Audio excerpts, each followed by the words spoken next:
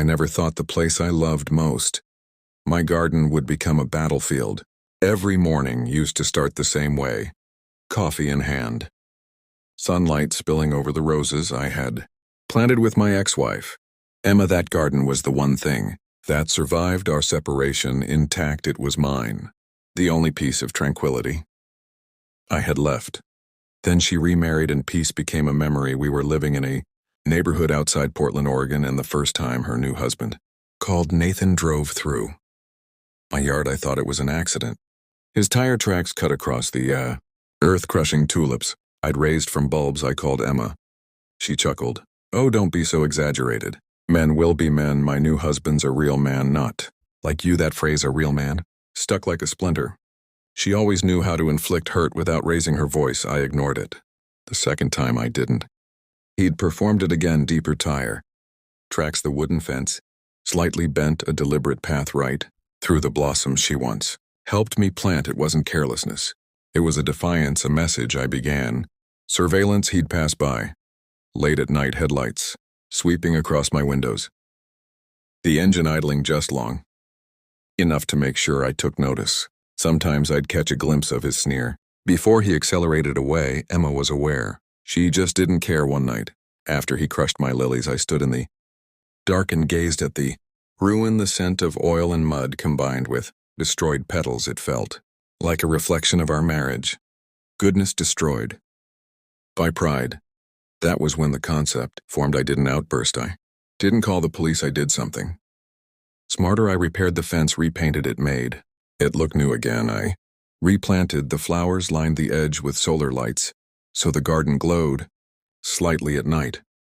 A vision of quietude. Then beneath that perfect calm, I set the pitfall. I dug shallow ditches just under the soil line, barely noticeable, filled them with metal points, the kind used to deter unwanted entrance on private land. Legal if you place them within your own property, hidden beneath the dark ground. Each spike was angled just right. If someone drove in again, they wouldn't progress far. The next night it occurred.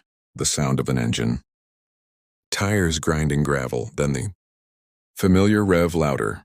This time my heart rate didn't alter. I stood by the window, waiting. He came through the gate, quickly, too quickly. The headlights slashed across my wall, then jerked aside. Then a metallic crunch, a scream. The engine stopped. I stepped outside.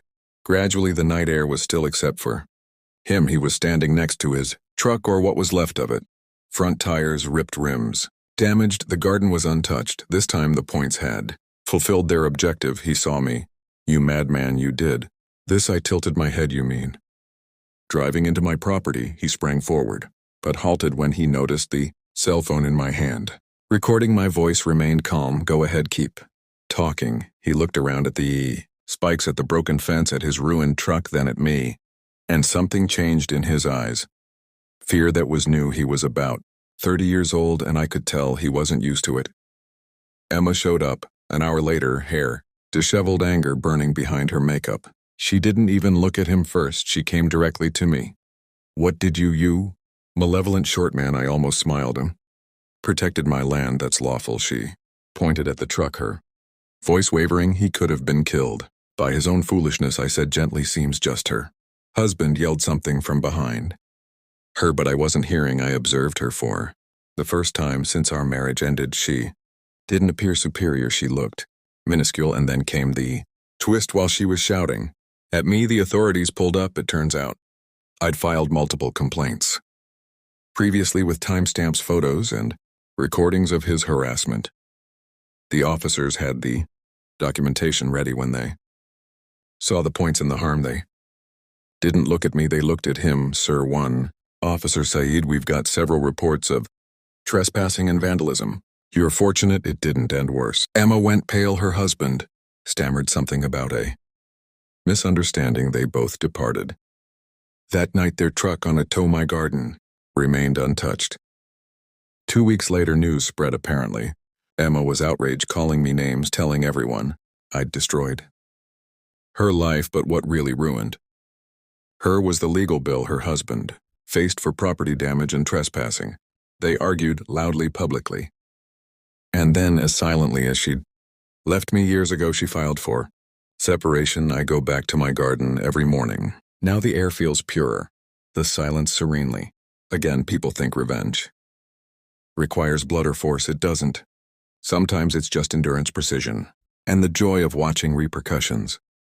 Work with your personal touch. I didn't shatter their marriage, I just provided them the mirror they refused to gaze into now. When I water the roses, I can't help but smile. The flowers bloom again, stronger, more vigorous. Turn on the notification bell and stay tuned with Home Exposed, where real stories come to life.